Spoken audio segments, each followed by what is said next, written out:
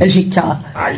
C'est Lolo au micro. Aïe, Lolo, Avec mon binôme number one. Si, Lolo, ça va ou quoi? Ça va? Ouais, toujours un plaisir. Monsieur le U, monsieur le U.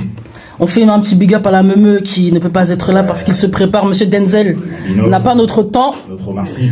Donc c'est pour lui aujourd'hui. On va essayer de faire ça bien. Comme ça, il va être fier de nous. Si. Ce soir, on a la chance, l'honneur et le plaisir de recevoir Monsieur Kicker, français number one. Et ouais, je le dis, celui qui est pas content, je m'en fous. Le hip-hop en personne. Voilà. Monsieur Busta Flex, Aïe. lui-même. Tu connais la vibe. Flex Busta. Exact. Voilà. Flex la bébé. C'est ça. Donc ce soir, on va pouvoir en profiter un petit peu et on va vous faire découvrir, pour ceux qui n'ont pas encore découvert, c'est un tort d'ailleurs, le dernier projet de Monsieur Busta. Et d'ailleurs, il vient de sortir une petite phrase qui dit « Tu connais la vibe ?» Ça s'appelle TCLV. Tu connais la vibe. Ça va, Busta? Ouais, ça va super, hein, merci. Hein. Cool. Merci de me recevoir. Je suis content Bah de écoute, être là. merci beaucoup d'avoir accepté de venir. Normal. On sait que t'as un emploi de temps serré. Donc Busta, c'est non, c'est la base. Voilà, la base. Quand on parle de l'âge d'or du hip-hop, donc 80 jusqu'à, allez, on va pousser jusqu'à 2000 max. C'est ce qu'on appelait l'âge d'or du hip-hop. Et il y a des gens, voilà, il y a des gens et des noms, on peut pas oublier. On est obligé de les citer. Il y a des titres, t'es obligé de connaître. Il y a des phases, t'es obligé de connaître. Voilà. Busta Flex, c'est la base. Puisque ça, même ceux qui aiment pas, ils connaissent. Tu vois, et c'est là où tu sais que c'est grand. Bah, ça devient culturel. C'est ça. Ouais. T'as bien résumé le truc. Ouais. Respect à Busta. Ouais. Par contre, j'ai une interrogation. Je sais pas s'il y a un mec qui se prétend hip-hop et qui n'aime pas Busta quand même. Parce que pour moi, c'est la définition du hip-hop. C'est le Écoute, tu kickage. sais, après, t'as des gens, ils sont plus ou moins objectifs. Je pense que c'est compliqué. Des fois, Si on parle vraiment de musique et de hip-hop, Voilà, c'est ça. Je pense que non. J'ai une bonne cote. Ouais. Totalement. Ouais, les gens t'aiment bien. Ouais. Les gens Après, t'aiment si bien. on parle plus de rap, street Ouais. rap, je suis plus dans Ouais. je rentre moins là-dedans. Voilà. Nous, quand on a mis les flyers, tout ça, il y a un mot qui est revenu à chaque fois, par tous les commentaires. Kicker. Aïe. Totalement, ouais. Tout le temps. Bah, ça me fait super plaisir. Voilà. parce Ça veut que, dire, ouais, moi, j'ai un petit peu commencé pour ça, tu vois, Ouais. pour qu'aujourd'hui, on puisse dire ça de moi. Ouais. Tu sais, quand t'es jeune et que t'es amateur, tu imagines plein de choses, tu vois. Et tu as envie de rentrer dans la légende, Ouais. comme dirait l'autre. Et donc, à partir de ce moment-là, tu as envie aussi qu'on retienne des choses de toi à l'instant. ouais. Et ces choses-là qui vont faire aussi ta carrière, qui vont te construire une sorte d'étiquette. Moi, je voulais avoir cette étiquette-là. Et j'ai tout fait pour l'avoir, en fait. On parlait de kickage, mais Ouais. il est arrivé dans le rap, si je me rappelle bien, si je dis pas de bêtises. Son premier freestyle, l'un des premiers freestyles où il a annoncé la couleur, c'était sur le Code Killer Show. Exactement. Quand t'avais rappé sur OA de Busta, tu vois. Ouais, Dès le bah oui. départ, il a annoncé, tu vois, on a dit, ce mec-là, il vient pas rigoler, tu vois. En fait, c'était l'idée de Cut Killer, c'est ça qui est fort. Ok, d'accord. Ouais. Je pensais que c'était toi. Du tout, parce que c'est bien qu'on en parle maintenant, parce que vu que ça a été un truc vachement, ça a été vraiment un gros tremplin et un gros déclencheur. Ça créait Ouais. un buzz à l'époque. Hein. Mais, Ouais, mais ouais. de ouf, hein, je te le dis. Il y a Jusqu'à des- aujourd'hui. On va mettre un premier titre, hein, je pense. Aïe. Yes. Voilà, titre du dernier projet, TCLV, tu connais la vibe. Yes. Allez. C'est pas toi qui prends, c'est je qui donne. Je porte du noir comme The Crow, casse dédié à Brandon. Mon plus que le volant à droite et on se croirait à London. Terrassé, claqué, frérot, abandonne. Je t'engraine, Et c'était le titre Flexo. Extrait de TCLV de connais la Busta vibe. Flex. Yes. Tu connais la vibe, c'est ton dernier projet. Ouais. Alors, ce projet est né,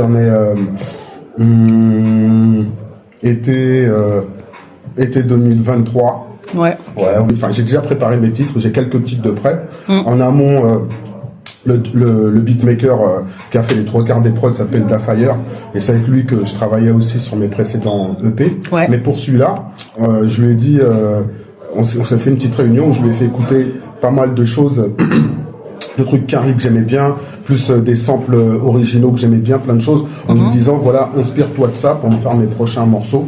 Donc pour celui-là, je me disais, voilà, là je vais me recentrer un peu plus, parce que j'ai envie de me faire kiffer. Plus dans un mode, peut-être c'est mon dernier, je sais pas, où je voulais vraiment sentir la somme de mon hip-hop, de tout ce que j'ai fait pendant pas mal d'années, mais aussi dans mon écriture, dans mon flow, changer un truc, c'est-à-dire j'ai vachement épuré Donc ça, c'était important pour moi de travailler là-dessus. Ça a été dur parce que voilà, je suis un gars à l'ancienne, mais j'écoute toujours du son de 2000, 2020, 2024. Je pioche ce qui me plaît. Après, je le fais à ma manière. Si tu veux, il a été coupé en deux parce que j'ai enregistré plus de morceaux que ça.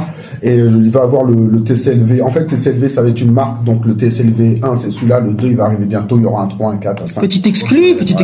Parce que je trouve que c'est une bonne marque. Tu vois, TCLV, on sait que c'est One, tac. Maintenant que j'ai un peu plus de recul et que je fais de la musique vraiment pour le plaisir, mais sans pression, quoi. Voilà, c'est pour le kiff. Voilà, tu te fais plaisir avant tout. Et là, sur ce projet-là, j'ai retrouvé un peu le Busta, l'énergie du Busta, de l'Eclipse, la pièce maîtresse, tu vois. Ça kick. Et ce que j'aime bien avec toi, c'est que sur chaque projet, t'amènes toujours, tu prends des risques, tu restes pas dans ton confort, tu vois. Et je voulais savoir justement le morceau Flexo, qui est de la drill.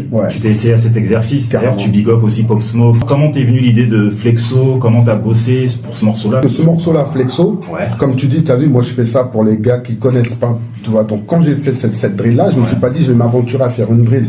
Je me suis dit je vais la faire, mais moi je voulais la faire avec les codes londoniens, dans le sens où leur flow, leur rime, elle tombe sur les temps forts. Tu comprends, sur les pieds, tu vois. Donc moi je voulais pas être dans une drill où je kick sur de la drill. Je voulais pas faire ça en fait. S'il y a un truc que je kiffe, je le fais. J'ai même sorti des trucs de Moombaton. Personne n'écoute la Moombaton, personne ne fait ça en France. Pourtant j'ai sorti 2 titres comme ça, en clac, mais je l'ai fait parce que j'aime ça. On va se mettre un deuxième son. Allez le DJ, c'est parti. C'est mon préféré celui-là. C'est lequel celui-là? Les grandes personnes. Aïe. Ok, c'est bon. Après Steve, je vais parler, j'ai enchaîné avec Ice, SSD, le truc marche tout seul comme un teufeur sur LSD. Toi t'as ton ingénieur pour installer tes VSD. Je peux pas rester gros, je fais le job toute la semaine, pas seulement le VSD. Tu peux faire 200 kilos, exploser ton personne. Si t'as pas de niveau, frère, et si tu laisses personne. Poids lourd, 4 personnes, le frère représentant, rap jamais en plaisantant, respecte les grandes personnes. Les grandes personnes. C'est un de mes préf, les grandes personnes. J'ai eu du mal à choisir, hein. Parce qu'il y a un autre titre que j'aime bien aussi qui s'appelle Maman n'a pas. Là, c'est un titre avec Ice Creamy, anciennement. On parle beaucoup d'Ice Creamy ici, hein. Ouais. Ice est le seul feat du projet. T'avais collaboré avec lui à l'époque qui s'appelait SP, à l'époque où il baquait Youssoupha, sur le morceau Click Clack, qu'on retrouve sur ta flex tape, si je dis pas de conneries, volume 1 ou 2, je sais pas. La volume 1. Volume 1, ok. Pourquoi tu kiffes Ice? Pourquoi c'est le seul invité? Je l'ai rencontré lorsqu'on a enregistré le morceau Click Clack, avec Toufé et Babali. Et en plus de ça, il m'a dit que voilà, que il était fan de Wham, il m'a écouté au début, que je lui ai donné beaucoup de support à l'époque où il m'a écouté, donc ça m'a touché. Et au-delà de ça, ben voilà, il est super fort. Je voyais ses placements, sa voix, l'énergie, tout le flow, l'écriture, tout était nickel, tu vois.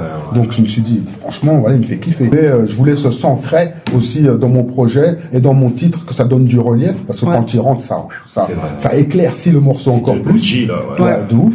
Donc j'avais besoin de ça et j'avais besoin de lui, donc c'est pour ça que je l'ai invité. Comme on dit, t'as une super longue carrière. Dans le rap, c'est pas évident, c'est rare. Et arriver à sortir un projet là, les gens écoutent, t'as de la promo, t'as plein de trucs, t'as des gens en concert.